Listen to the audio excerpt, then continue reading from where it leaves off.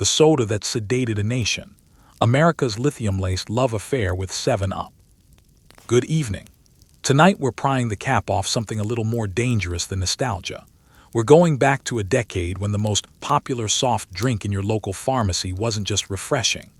It was, quite literally, a psychiatric medication. Somewhere between the Great Depression and the birth of rock and roll, an entire generation of American children grew up drinking a lemon-lime soda that contained a mood-altering drug still prescribed today for bipolar disorder. Tonight we're talking about lithium and the strange, fizzy story of how it ended up in the family fridge. Before we get comfortable, if you're enjoying these long, slow wanders through the outer corners of history, go ahead and hit subscribe, only if it actually helps you unwind. And if you'd like, drop a comment telling me where in the world you're listening from tonight, and whether you've ever unknowingly self-soothed with something you didn't fully understand: caffeine, sugar, or 3 sodas too many before bed. Now settle in. Dim the lights if they aren't already. Maybe switch on a fan for that low, steady hum. Get yourself something to drink tonight, ideally not laced with a controlled psychiatric compound. Because we're about to wander through one of the strangest, sweetest, most distinctly American stories in the history of the beverage aisle. Let's sit with a few questions for a moment. Why did your grandparents call soda tonic? Why did soft drinks in the early 20th century promise not just refreshment, but happiness itself? Did people genuinely believe carbonated water could treat depression? And how exactly did the beverage industry end up moonlighting as a pharmacy? Most of all, how did America travel from a lithium-spiked lemon-lime soda marketed to infants, to the diet sodas of today, engineered down to the molecule and stripped of anything resembling a side effect? Congratulations, you've just opened your eyes in 1929. The stock market hasn't crashed yet, but it will within the year. Anxiety is already thick in the air, and somewhere in a modest bottling plant, a man is quietly preparing to bottle something he believes might actually help. A nation raised on fizzy science. Rewind further to the closing decades of the 19th century. America is head over heels for science, or at least for the theatrical, half-understood version of it that involved bubbling liquids and confident men in white coats. Pharmacies function as the era's laboratories of hope. Step into any apothecary, and you'll find shelves crowded with tonics promising to cure everything from a headache to a broken heart. You walked in for a cough. You could easily walk out with something that, by modern standards, would be locked in a controlled substances cabinet. Picture it: a gleaming wooden counter under the soft amber glow of gaslight, rows of glass bottles in green and brown, each hand labeled in looping script. Behind the counter stands a man with an extravagant mustache and no medical license whatsoever, mixing a concoction he calls something like the Reverend's Nerve Restorative. The air smells of sugar, camphor, and unearned confidence. This is the birth of the soda fountain, and the beginning of America's long, complicated romance with carbonation. Here's the thing worth understanding. Soda didn't begin as a treat. It began as a treatment. Bubbly water was the wellness fad of its century, the era's answer to detox teas and adaptogenic powders, minus any regulatory oversight and plus a fair amount of heavy metal. Physicians at the time genuinely believed that effervescence had curative properties, that the tingle of carbonation stimulated digestion, lifted the spirit, and restored some vague internal balance nobody could quite define. If it fizzed and made your tongue tingle, that was proof enough that something medicinal was happening. And the water itself was rarely the star ingredient. Into these bubbling tonics went substances that would horrify a modern parent: extracts of coca leaf for vigor, tinctures of opium for pain, even trace arsenic for a clear complexion. If a compound made you feel strange, it was assumed to be doing something useful. Even the neighborhood pharmacist wore 3 hats at once: chemist, bartender, and confidant, nodding, along as customers described their aches and worries before sliding across a glass of something faintly glowing. Soda fountains quickly became the social centers of American towns, places where people gathered not just to drink, but to gossip, flirt, and occasionally receive a dose of something that today would require a prescription. It was, in many ways, the original coffee shop, except instead of oat milk lattes, you were sipping a carbonated tonic that may or may not have contained a narcotic. The clink of glass, the hiss of the siphon, the low murmur of conversation. This was America's first real taste of modern convenience, and the underlying promise was simple. Science, delivered in liquid form, could fix anything. Even the vague, nameless dread of being alive in an uncertain century. What made this whole era possible was the near-total absence of oversight. No FDA, no ingredient labels, no clinical trials to slow anyone down. If you could bottle a feeling and put a nickel price tag on it, you were in business. And the wilder the claim, the better it tended to sell. Tired, anxious, blue. There was a tonic with your name on it, and if it happened to contain lithium salts, so much the better. None of this was pure cynicism, either. Many of these early soda chemists were sincere believers in the promise of modern chemistry. Word was spreading from European laboratories about new mineral waters, new tonics, new compounds that seemed to do genuinely interesting things to the human body. The idea was almost romantic. Bottle the healing power of a natural spring, add a little carbonation for convenience, and sell hope by the case. This is how the earliest generation of pharmaceutical beverages was born, and some of the names will sound very familiar. Coca-Cola began life as a tonic aimed at fatigue and, ironically, morphine dependency, while itself containing both caffeine and coca extract. Dr. Pepper was marketed as a digestive aid. Pepsi took its very name from dyspepsia, the chronic indigestion it claimed to cure. All three were born in the back rooms of pharmacies, where chemistry, salesmanship, and the occasional minor explosion intersected. By the turn of the century, sipping a carbonated beverage had become a small act of modernity. Magazine advertisements showed impeccably dressed men and women lifting frosted glasses with the serene expression of people who had just discovered inner peace through lemon syrup. Children were encouraged to drink these tonics for their health and vitality. Why wouldn't they be? This was medicine. Sweet, sparkling medicine. Dressed up to taste nothing like the grim remedies of the past. Of course, the actual secret ingredient wasn't any exotic tonic at all, it was sugar.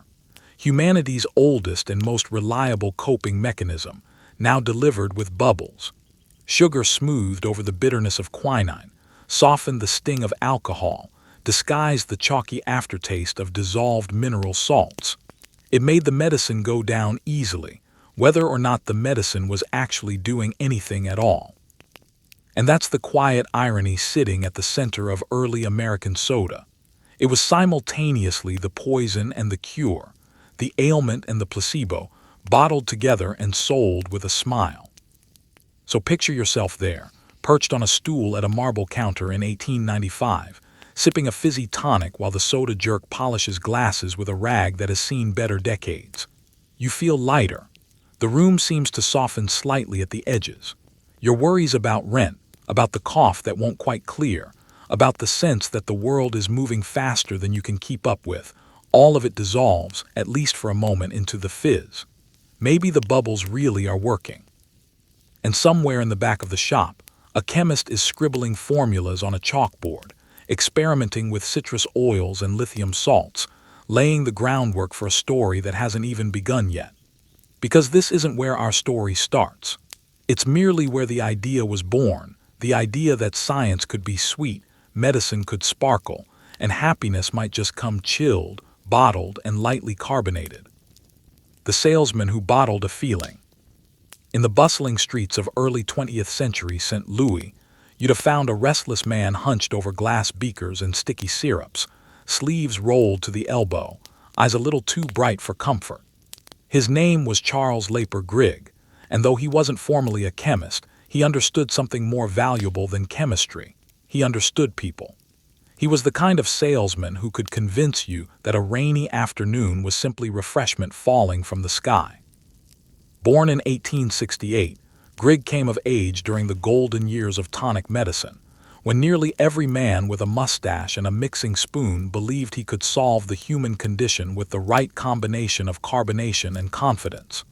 He cut his teeth in advertising, selling everything from soap to canned goods, before drifting into the soft drink business, where sugar, chemistry, and showmanship collided in a single glass. His first real break came at a company called Whistle, where he helped popularize an orange soda that did reasonably well. But Grigg was ambitious and more than a little stubborn, and he had ideas of his own, new flavors, new formulas, a drink that might one day rival Coca-Cola itself. Management wasn't interested in his ambition. Egos clashed, politics flared, and Grigg found himself pushed out the door.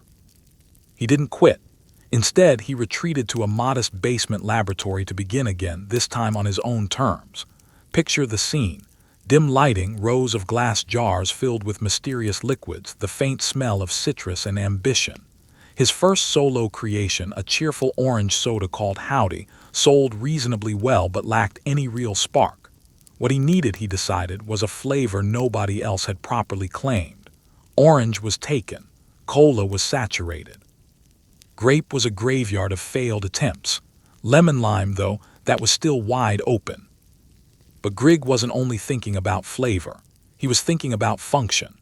The 1920s were an anxious decade dressed up as a prosperous one. The economy wobbled beneath its own optimism. Modern life was accelerating in ways nobody quite understood, and the promise of the American dream was starting to feel like a very long workday with no end in sight. What if, Grigg wondered, a drink could do more than taste good? What if it could actually make a person feel better? He'd heard about lithium salts, a compound chemists praised for its supposed ability to steady the nerves and smooth out a person's mood. In clinical reality, it was a powerful psychiatric compound. To Grigg, it sounded like the missing ingredient in a bottle of manufactured joy.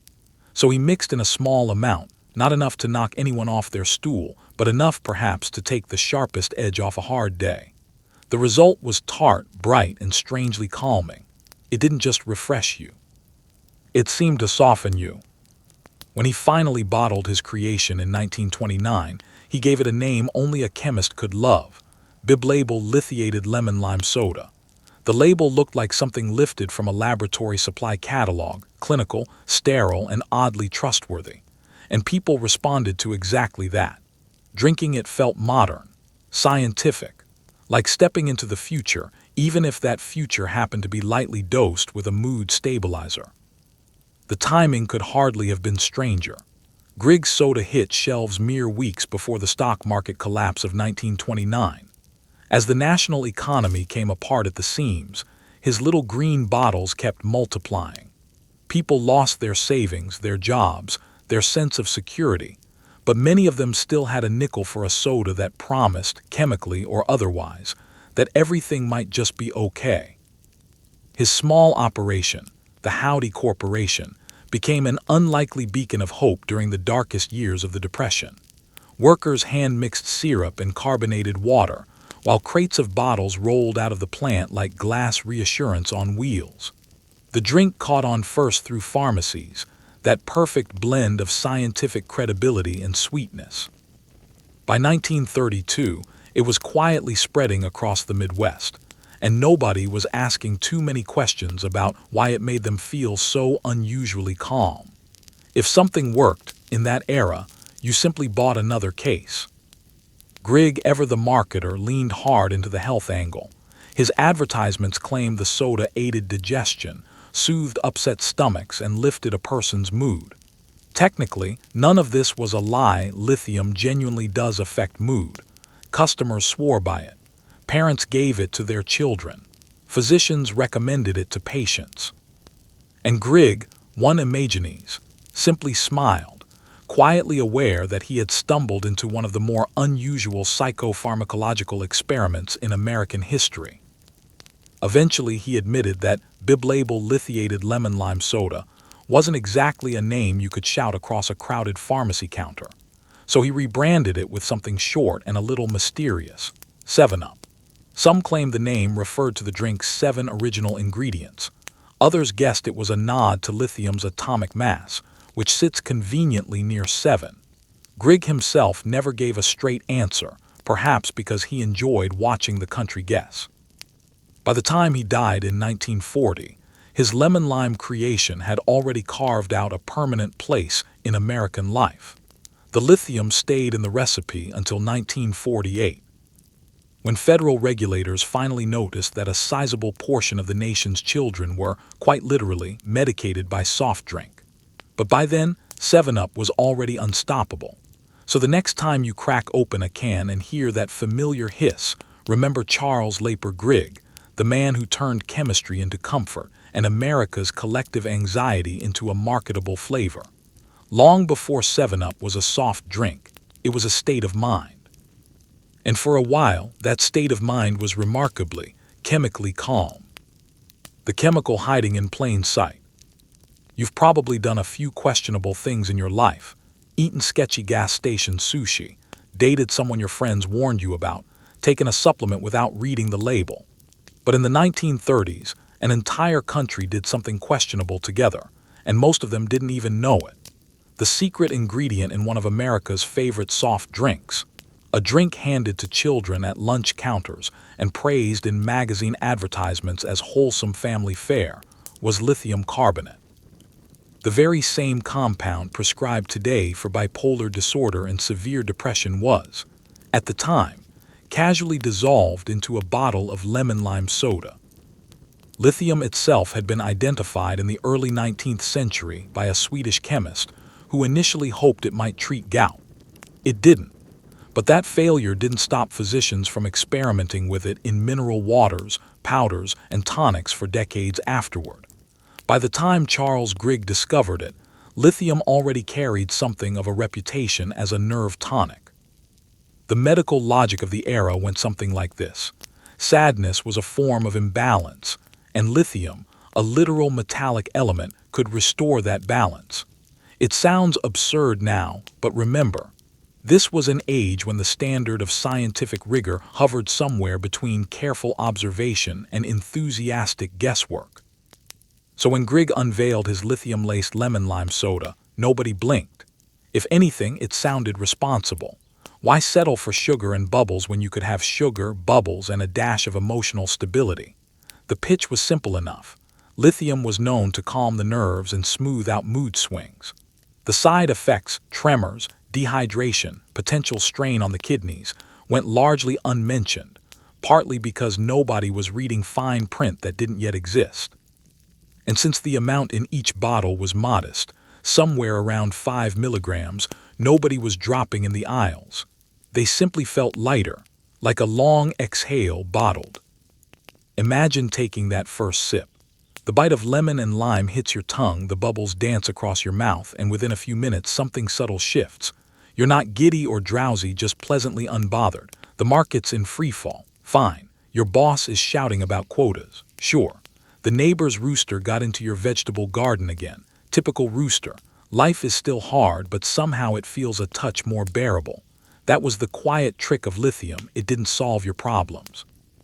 It just made them feel like they belonged to someone else for a while. People loved the effect, even without understanding it. Mothers claimed it kept their children calm. Men said it eased their nerves. Women said it lifted their spirits. Really, the only people unhappy about the whole arrangement were pharmacists who suddenly found themselves losing business to the beverage aisle. And Grigg wasn't hiding the ingredient.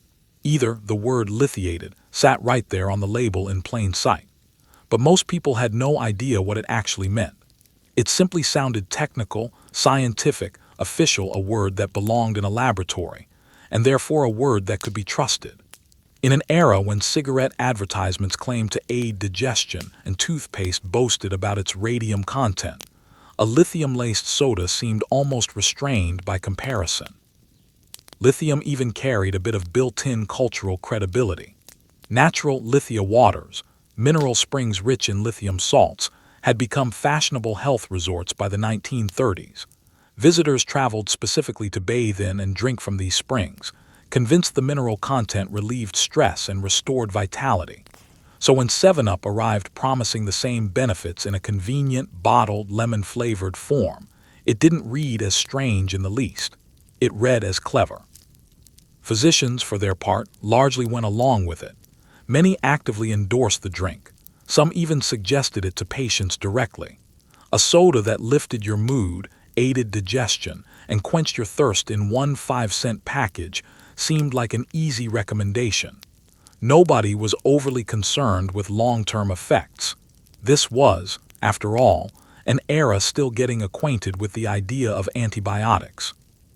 The Depression had left the country anxious and worn thin, and here was a nickel's worth of chemical calm, sold with a smile and a lemon wedge. There was, of course, one small catch. Lithium doesn't just calm a person down in high enough doses, it can calm a person down considerably more than intended. A handful of scientists raised quiet concerns along the way, but their warnings were drowned out by booming sales figures. People weren't especially interested in caution. They wanted relief, and lithium-laced 7-Up delivered it, twist of lime included, for nearly 2 decades. The company advertised the effect proudly, with slogans promising to take the grouch out of your day. Kids drank it. Expectant mothers drank it. One particularly memorable advertisement featured a beaming infant sipping from a straw, captioned with something along the lines of "Give your child the right start," a line that, viewed through modern eyes, reads less like reassurance and more like a warning label. Then in 1948, the regulatory tide finally turned. The Food and Drug Administration quietly stepped in, having arrived at the reasonable conclusion that mass-dosing the population with a psychiatric compound wasn't a sustainable long-term business strategy. Lithium disappeared from the formula. There was no scandal, no press conference. The ingredient simply vanished overnight. The country's collective sense of calm dipped ever so slightly, and almost nobody understood why. For nearly 20 years, America had been quietly self-medicating without realizing it, bottling tranquility and calling it refreshment. And perhaps that's part of why 7-Up still brands itself the Uncola today, because somewhere beneath the marketing, there's a faint, fizzy memory of a simpler, stranger time, when happiness came from a glass bottle, and nobody thought to ask what was really inside. 5 cents of carbonated peace of mind. When you picture the Great Depression, your mind probably jumps straight to bread lines, soup kitchens, and men in worn hats selling apples on street corners. That's fair, but let's fill in a few more details. It's 1931, somewhere down the block. A neighbor is playing a mournful tune on a static-filled radio. Your shoes have more patches than original leather. And there, gleaming behind the pharmacy counter like a small beacon of hope, sits a bottle of 7-Up, the era's version of Hang in There, bottled and chilled. You reach into your pocket and feel the worn edge of a nickel. In 1931, that coin isn't just currency. It's a ticket to feeling almost fine for 12 fluid ounces. The stock market has collapsed. The bank has politely informed you it no longer wishes to be your bank. And yet you still have access to one small, stubborn comfort that Wall Street can't touch, a moment of artificially carbonated peace. Soda in the early 1930s wasn't a luxury. It was a brief escape, a tiny vacation that took place on a swiveling stool beneath the hum of pharmacy lights, accompanied by the perpetual clink of glass. For a nickel, you could forget, for the length of a slow sip, that everything else in your life was quietly falling apart. The soda jerk would crack open a bottle, the fizz would rise like a small promise, and for a moment, just a moment, you weren't living through a chapter historians would later describe as catastrophic. You were simply living. Why did 7-Up thrive precisely as the broader economy collapsed? Timing helped enormously. Grigg's lithiated soda hit the market mere weeks before the crash, so while fortunes evaporated around it, his green bottles kept multiplying. Soda was cheaper than a therapist, easier to swallow than despair, and remarkably socially acceptable to drink first thing in the morning. And thanks to its quiet dose of lithium carbonate, It did something the government couldn't manage. It genuinely calmed people down. It wasn't only the adults lining up for their dose of manufactured Serenity. Children, too, were swept into the ritual. Kids who might once have been sent outside to burn off restless energy now sat contentedly sipping their way through the household's collective anxiety. Families gathered around the radio for President Roosevelt's fireside chats, each person clutching a sweating glass of 7-Up, listening with an air of suspicious, chemically assisted tranquility. Roosevelt promised a new deal. 7-Up, in its own quiet way, delivered a new mood. Marketing during the Depression had to work harder than ever because companies weren't just selling a product. They were selling an experience, a feeling, a brief holiday from reality. 7-Up's advertisements were masterworks of gentle suggestion. Feel right, drink 7-Up, one slogan promised, hinting at a fresh start in every glass. Other ads went further, suggesting not just improved digestion but an improved disposition entirely. Try finding that kind of promise on a can of diet soda today. And it worked. Soda fountains became small sanctuaries. No matter how grim the morning's headlines, you could always buy yourself a little calm for roughly the price of a postage stamp. In an age defined by scarcity, 7-Up offered a strange kind of abundance, a dependable comfort in a world where almost nothing else felt dependable. Even the ritual of sitting down with a cold soda became a quiet act of optimism, a tiny rebellion against despair. It didn't solve your problems. It simply made the edges of those problems a little less sharp. There's an obvious irony sitting at the center of all this. The nation's favorite feel-good beverage was, in the most literal sense, a psychoactive substance, and hardly anyone seemed to mind. Perhaps nobody particularly wanted to mind. People were exhausted, and the promise of a little chemically assisted cheer was exactly what a tired country wanted to believe in. In the land of the free, it turned out the pursuit of happiness sometimes arrived with a small side of lithium. The experience lived in the details: the cold, sweating glass in your palm, the sharp snap of the bottle cap, the tickle of bubbles against your lips, the low hum of conversation around you, punctuated by the occasional laugh of someone who, for a few blessed minutes, had forgotten about unemployment rates and simply remembered what hope tasted like. So here's the quiet punchline of the era. While the country endured its harshest reality check in a generation, its best-selling mood booster didn't come from a psychiatrist's office or a prescription pad. It came from a soda fountain. 5 cents, no questions asked, for a small chance to feel a little better. And maybe that really was the secret comfort of the Great Depression, that in a time of widespread anxiety, the greatest luxury available to an ordinary person wasn't gold, or land, or even job security. It was 12 ounces of carbonated courage, fizzing quietly with the promise that tomorrow might, just might, taste a little sweeter.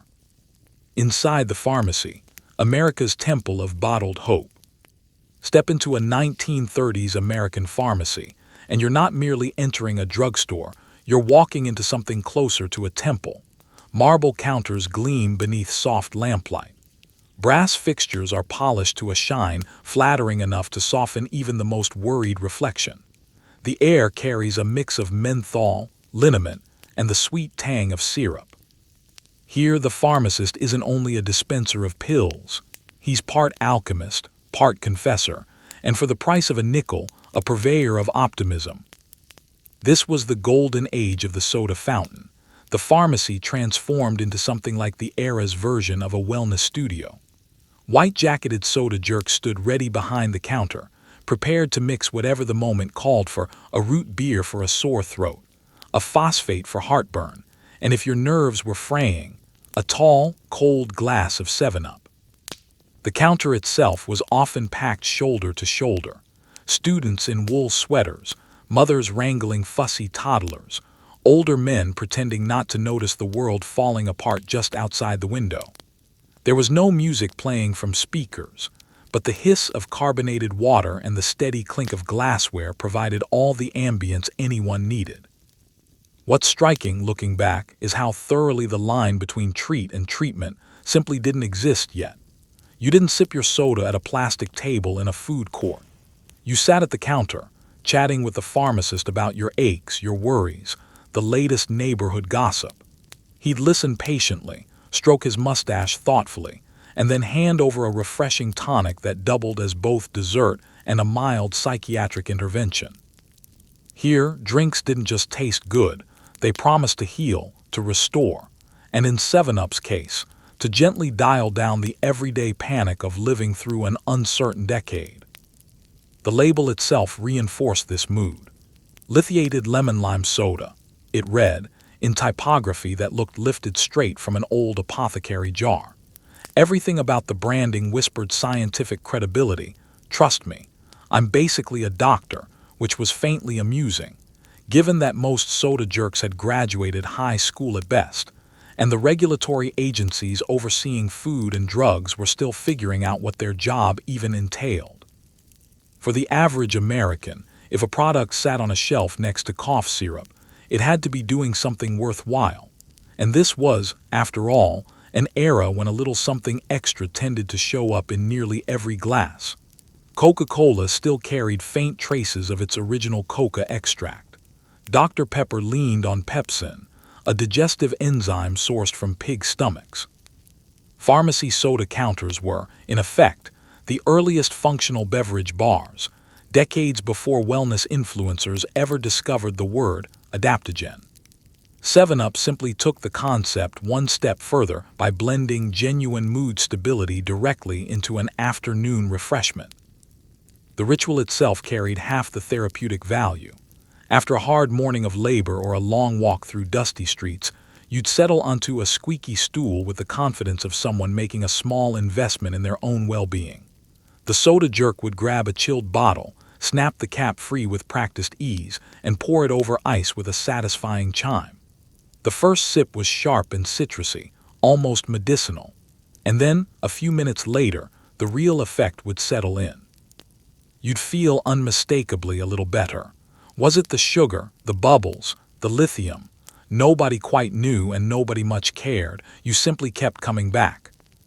If you were feeling particularly run down, you might ask for a customized mix, 7-Up blended with bitters for a headache, or with cherry phosphate for a restless night. There was, it seemed, a remedy for everyone, delivered with total medical confidence by a teenager in a paper hat. Mothers gave their children a glass and swore it settled their stomachs. Teenagers claimed it gave them energy for baseball practice. Older customers insisted it was the only thing that calmed their nerves after a difficult family dinner. The pharmacy was a place where nobody judged you, and where everyone quietly agreed to pretend that science had it all figured out. The aesthetic of the American pharmacy wasn't just white tile and glass jars. It was trust, ritual, and the comforting illusion that relief was never more than a sip away. So the next time you spot an old soda fountain preserved behind glass in a museum, picture yourself there.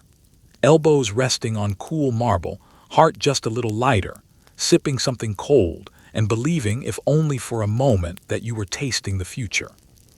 Because for a little while, in a strange and unregulated way, you really were. Advertising Bliss, the marketing of manufactured Serenity. If you want to see what pure, unfiltered optimism looked like on a printed page, you don't need a time machine. Just flip through a 1930s 7-Up advertisement. Here, amid cheerful fonts and wonderfully loose medical claims, you'll find an America convinced that happiness could be manufactured, bottled, and sold for a nickel. Grigg's marketing team wasn't merely selling a beverage. They were selling Serenity, the promise that you could soothe your nerves the same way you'd satisfy a craving for something sweet, with a cold glass of lemon, lime, and a gentle dose of lithium carbonate. Let's give credit where it's due. 7-Up's marketing department was decades ahead of its time. Modern advertisers would trade a great deal to be this shamelessly effective. While most of the country worried about where the next meal was coming from, 7-Up promised a cheerful disposition in every glass, with slogans boasting that the drink could take the ouch out of grouch. If today's pharmaceutical commercials came with talking citrus fruit and no list of side effects, this is roughly what they'd look like. Imagine flipping through a magazine in 1935. Sandwiched between advertisements for corsets, mustache wax, and the newest Ford model, you'd find a beaming infant clutching a glass of 7-Up, captioned with something like, "So pure, so wholesome, you can give it to Bobbies." Yes, Bobbies. If you're wondering whether Depression-era parents genuinely needed help settling their children down, remember there was no television, no tablet, nothing to occupy a restless toddler for an afternoon. A little lithiated lemon-lime went a long way toward preserving family harmony. In a sense, 7-Up positioned itself as the original gentle parenting shortcut, delivered with a twist of citrus and a quiet dose of sedation. But the target audience extended well beyond infants. It was, in truth, anyone with a pulse and a problem. Tired factory workers were encouraged to trade their lunch-hour cigarette for a bottle of 7-Up. Housewives were told the drink would help them keep smiling through an endless pile of laundry. Even anxious students were promised clarity and calm before exams. The underlying message was simple and more than a little seductive. If life is weighing on you, the answer isn't reflection or rest, it's a drink. The language, notably, was deliberately vague. Early 7-Up campaigns never came right out and claimed the drink treated depression. Instead, they danced around the idea with phrases like "brings out the sunshine" and "refreshes you when you're tired, nervous, or blue." It was, in effect, a self-help book you could swallow in under a minute, easier to digest, and considerably less likely to gather dust on a nightstand. The visuals told the same story. Advertisements depicted implausibly happy families, a father freshly home from work, tie still perfectly knotted, a mother glowing rather than frazzled, children tidy, quiet, and conspicuously not mid-tantrum. Everyone gathered around a single bottle of 7-Up, grinning as though they just won a modest fortune. If you looked closely, even the family dog appeared calmer than most adults manage on an average Tuesday. Part of the genius here was how deliberately the brand borrowed the language of medicine and science. Bottles proudly advertised their lithiated status, and phrases like "for health and good cheer" appeared everywhere from magazine spreads to counter displays. Testimonials claimed physicians actively recommended the drink for settling the stomach and restoring one's mood. With enough repetition, the American public gradually decided that lithiated simply meant doctor-approved. Since most people had no real understanding of what lithium actually was, they assumed it functioned something like a vitamin, just with considerably sharper advertising behind it. There was also a subtle implied invitation. By drinking 7-Up, you weren't merely quenching thirst. You were participating in something modern, forward-thinking, scientific. The world outside felt uncertain, but the bright green bottle in your hand represented tangible progress. Words like purity and wholesome recurred constantly, reinforcing the idea that this wasn't indulgence. It was self-care, purchased in bulk for roughly the price of a single aspirin tablet. Viewed through a modern lens, the whole premise looks almost comically absurd. Drink this to be happy sits in the same category as buy this soap to be beautiful. But in the 1930s, when anxiety was practically a permanent houseguest, this was precisely the kind of pitch people wanted, needed to believe. There were no therapy apps, no guided meditation podcasts. There was, instead, a wall of advertisements insisting that emotional well-being could be purchased for a nickel a bottle. So the next time you notice a smiling mascot or a beverage ad promising nothing but good vibes, remember, the marketing of manufactured bliss is nothing new. America has, historically, always wanted the easy answer, preferably one served over ice. And for a while, the easy answer really was as simple as popping a cap, taking a sip, and letting the fizz carry your worries away. Childhood, fizzed, and slightly sedated. If you assume American childhood in the 1930s consisted entirely of running through open fields, building soapbox racers, and enduring dust storms with grit and stubbornness, you're only telling part of the story. For a remarkably large portion of the population, childhood also involved sipping a lemon-lime soda quietly spiked with a pharmaceutical-grade mood stabilizer. While kids were busy wrestling with long division, their favorite treat was gently smoothing out their central nervous systems. Welcome to an era in which the entire country accidentally ran a national experiment through the beverage aisle. Picture a typical day. Chores in the morning, school if you were lucky, and an afternoon spent dodging the general undercurrent of parental anxiety about everything from the collapsing economy to the ever-present fear of polio. If the day went especially well, you might swing by the local pharmacy for a nickel treat, a cold, sparkling bottle of 7-Up. For a child, this was pure, uncomplicated joy. Nobody worried about empty calories back then. Nobody counted sugar grams. And almost nobody had read the label carefully enough to register the word lithiated tucked among the fine print. Picture yourself perched at the marble counter, feet swinging well above the floor, while a teenage soda jerk with strong forearms and an even stronger disregard for ingredient lists pours your drink and slides it across the counter with a grin. "Good for what ails you," he might say, as if there were anything in the world that could genuinely trouble a child living through an endless stretch of summer afternoons and lemon fizz. Parents loved the ritual just as much. In an era when children were expected to be quiet, obedient, and ideally not underfoot, 7-Up functioned as a small miracle. The advertisements practically wrote themselves, so pure, so wholesome, you can give it to Bobbies. Some campaigns even featured infants sipping directly from a glass, wide-eyed, utterly content, and quite possibly chemically at ease. In households where bedtime stories often lost the battle against bedtime chaos, a round of 7-Up became as routine as brushing your teeth, only with noticeably more measurable results. The strange part is that nobody at the time framed this as medicating children at all. This was, remember, the pre-diagnosis era. Nobody was discussing attention spans, hyperactivity, or childhood mood disorders in any formal sense. If a child was bouncing off the walls, the prescribed remedy was fresh air and a soda, not a conversation with a specialist. Mood swings weren't a diagnosis.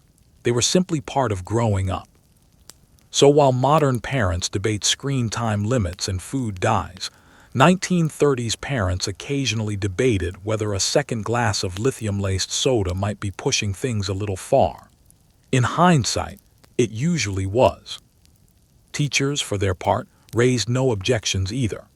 If anything, a classroom full of children quietly sipping 7-Up during recess likely made the school day easier to manage, fewer outbursts, fewer disputes over marbles, and perhaps a slightly quieter reading period. The classrooms of the soda pop generation weren't shaped by gold stars so much as by an accidental, unspoken experiment in collective mood management. What did it actually feel like from a child's perspective?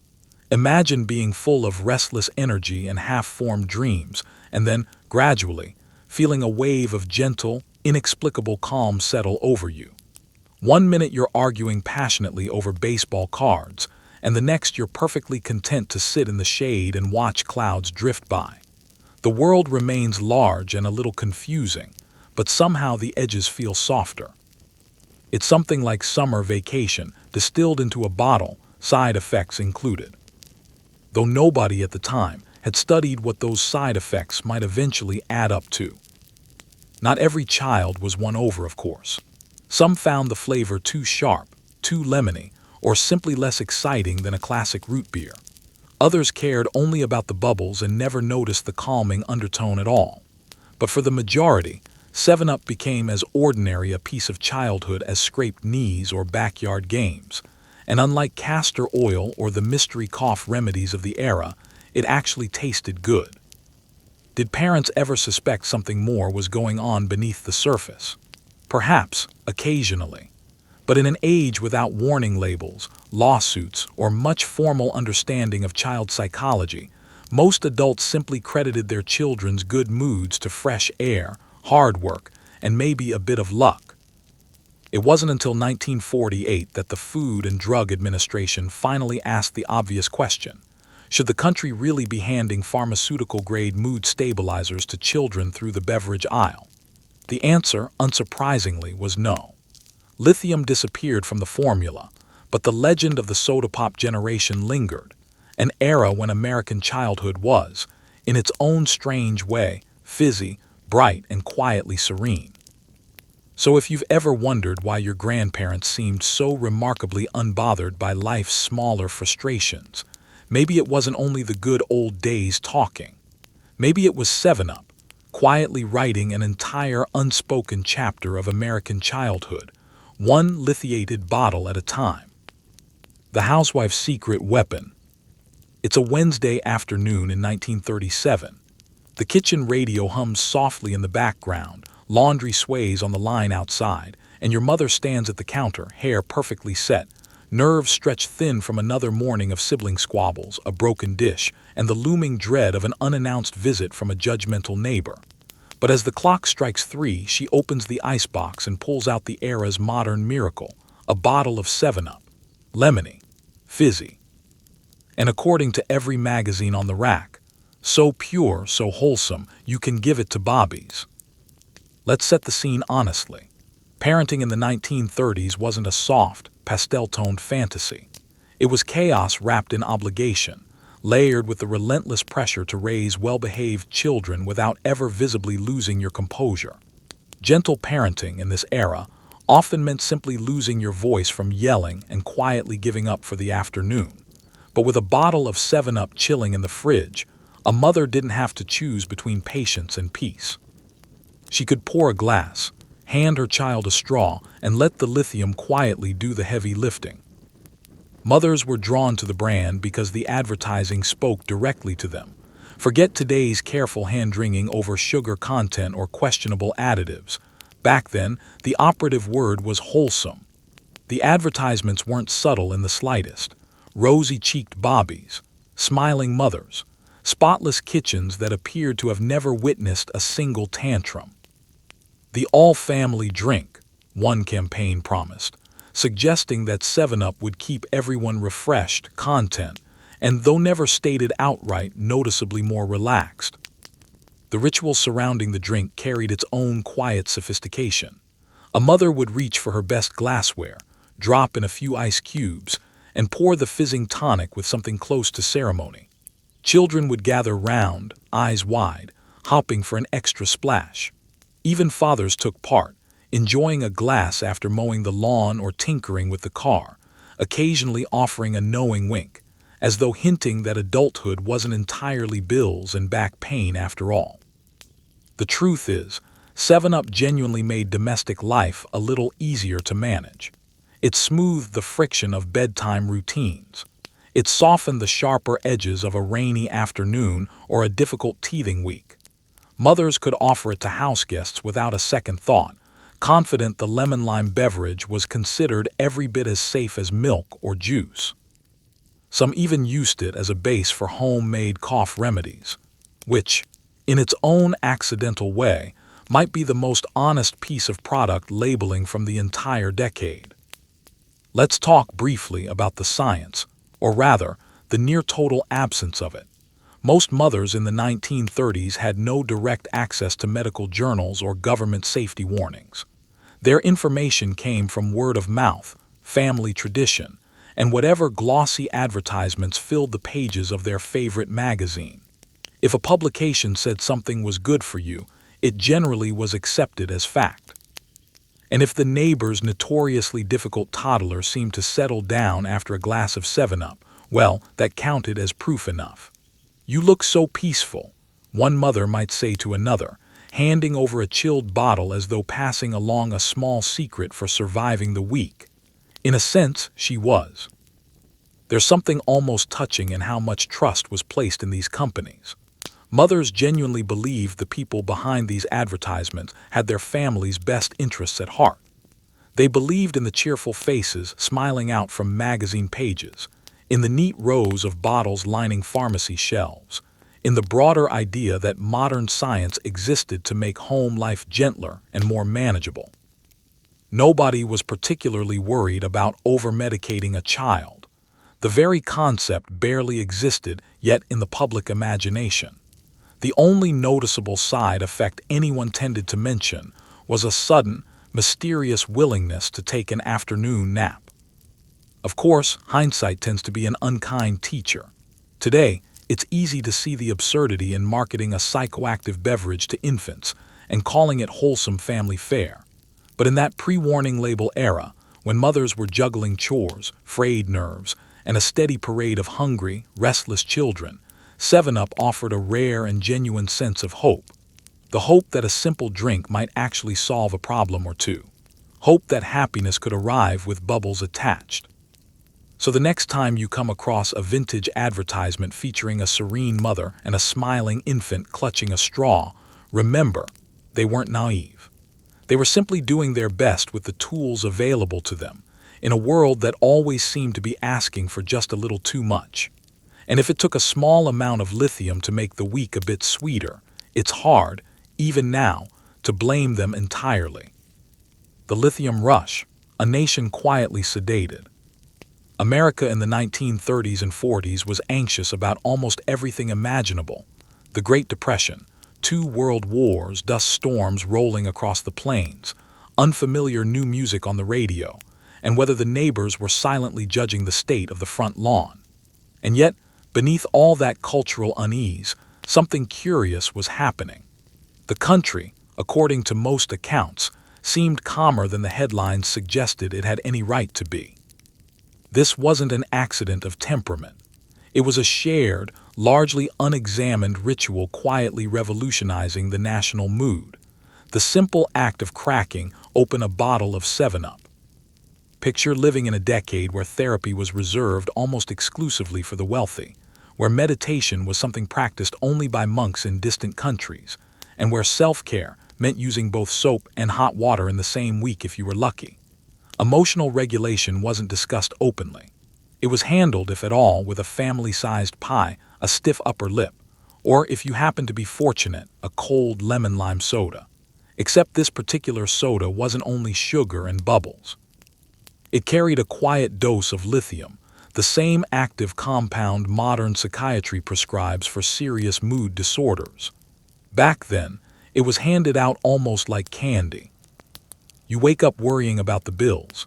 Then you remember there's a cold bottle of 7-Up waiting in the icebox. You pour a glass. The first sip is tart and bright.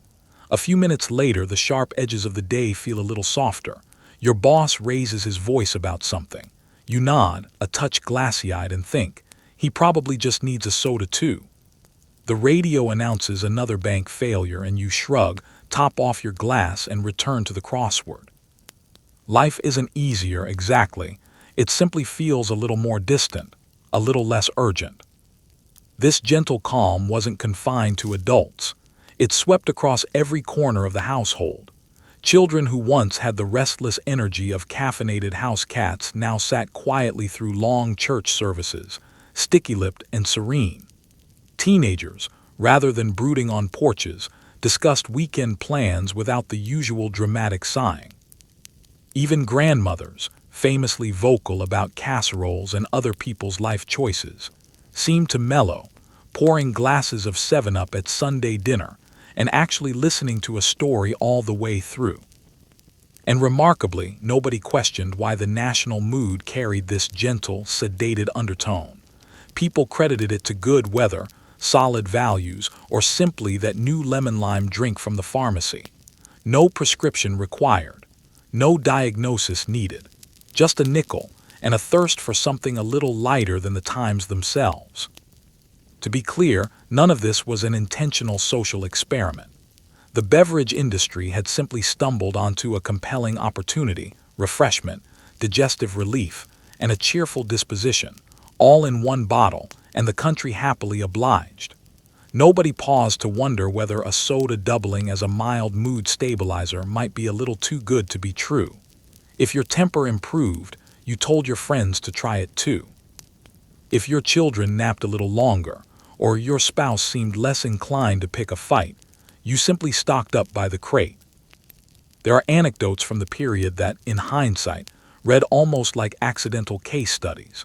Neighbors noted how family arguments seemed to fizzle out faster than usual. Office disagreements softened into polite disagreements. Town meetings, once notorious for pent-up civic frustration, apparently grew unusually pleasant, with attendees sipping from sweating bottles and nodding along agreeably. Even popular culture reflected the shift. Songs on the radio leaned cheerful. Comedies favored gentle, good-natured humor over sharper slapstick. Cultural commentators later chalked this up to the resilient American spirit, but anyone who's ever had a mood stabilizer quietly folded into their afternoon soda knows there was likely a bit more chemistry at play than pure national character. There were skeptics, of course, a handful of people who wondered aloud whether the country's newfound sense of ease was, perhaps, a little too easy. But they were vastly outnumbered by everyone else enjoying their 12 ounces of manufactured relaxation.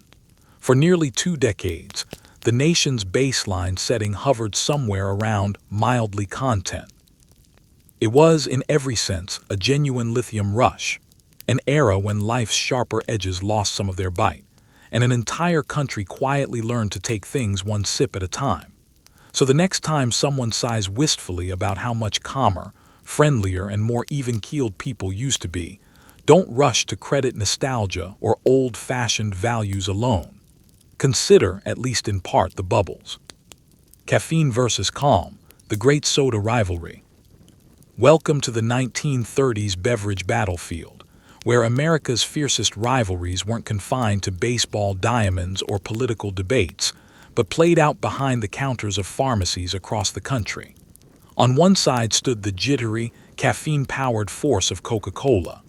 On the other, the cool, collected, lithium-laced newcomer known as 7-Up. This was a war fought in fizz, in marketing budgets, and in the collective mood of an anxious nation. Caffeine versus calm. Go, go, go versus let it be. Pick your poison, pick your personality. Set the scene. In the depths of the Depression, Americans needed all the help they could get simply dragging themselves out of bed each morning. Coca-Cola stepped into that gap, offering pep, energy, and a faint lingering whiff of its once legal cocaine-based origins. It was the drink of factory workers, hustlers, and anyone juggling more than one job just to make rent.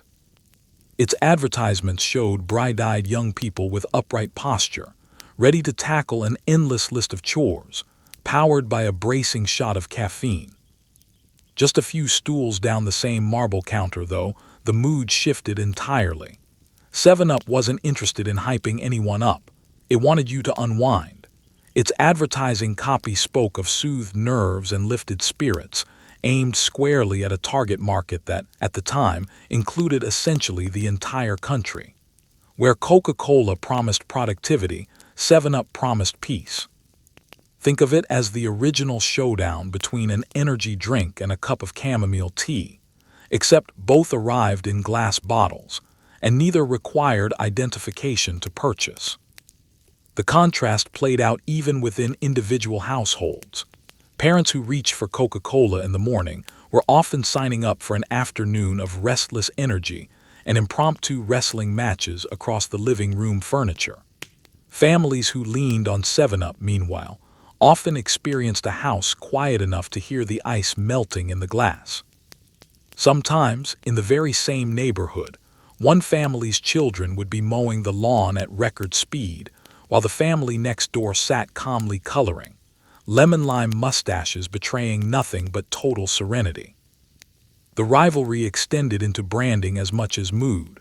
Coca-Cola was the established elder statesman, the self-styled king of cola, a brand that had survived prohibition by reinventing itself as a symbol of wholesome American energy and optimism. 7-Up, by contrast, cast itself as the modern miracle science you could actually taste. The advertising didn't just promise refreshment. It promised improvement, whether that meant more energy or more tranquility, depending entirely on which side of the pharmacy counter you gravitated toward. Retailers noticed the divide too.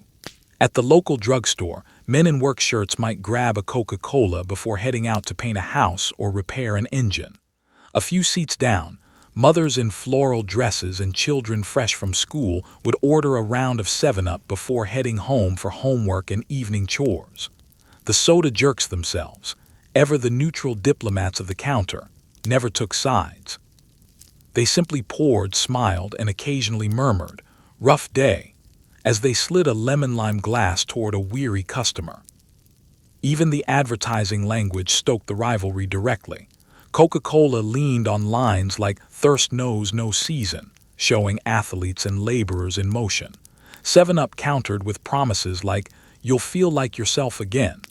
If Coca-Cola was the drink of action, 7-Up was the drink of recovery.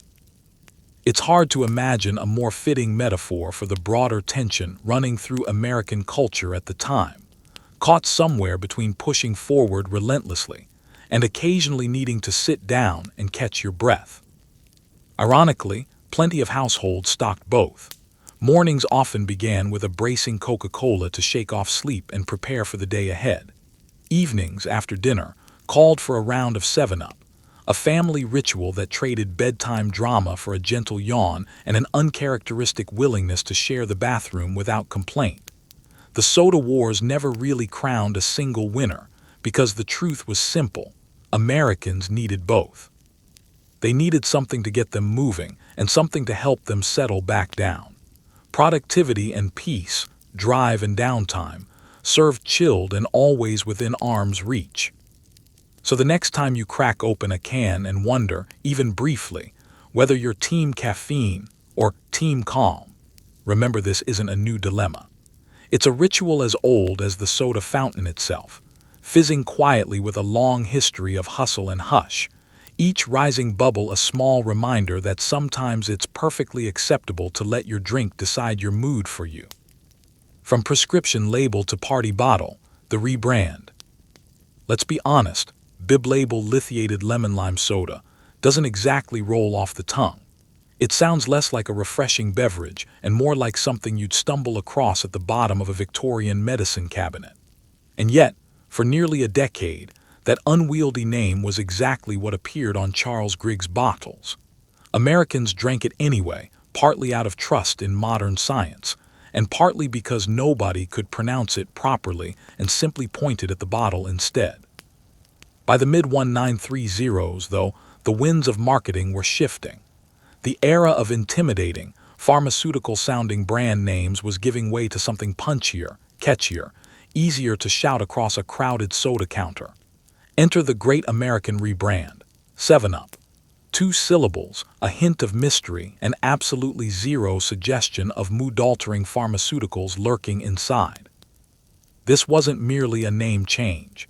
It was closer to an act of marketing sleight of hand, arguably one of the more successful pivots in the entire history of soft drinks. The exact reasoning behind the new name has always been part legend, part creative storytelling. Some claimed it referred to the drink's 7 original ingredients. Others insisted it nodded toward lithium's atomic mass, conveniently close to 7. There's a persistent, if unverified, theory that it referenced the original 7-ounce bottle size. And then, of course, there's the simplest explanation of all. It just sounded clean, upbeat, and modern. Everything America wanted from a soft drink during a decade that otherwise felt anything but. Picture yourself sliding onto a stool at a crowded pharmacy counter, eager to order a drink. Would you rather ask for a Bib-Label Lithiated Lemon-Lime Soda, or simply a 7-Up? The choice is obvious. One sounds like a prescription. The other sounds like an invitation to a party. In an era when every brand was racing to shed its dusty, apothecary-adjacent image, 7-Up became shorthand for modernity, simplicity, and thanks to relentless advertising, optimism itself. The rebranding campaign was a genuine masterclass in shifting a narrative. Older advertisements had leaned hard into medicinal claims, promising to cure jangled nerves and settle an upset stomach. The new 7-Up campaigns instead emphasized fun, family, and the simple idea that you could enjoy a soda without overthinking any of it. The bright green logo, the crisp new typeface, and the simplified label all invited customers to drink first and ask questions never.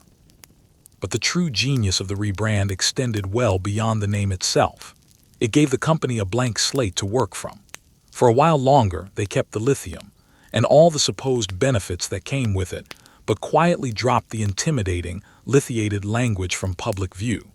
Instead, the narrative shifted toward pure, uncomplicated refreshment.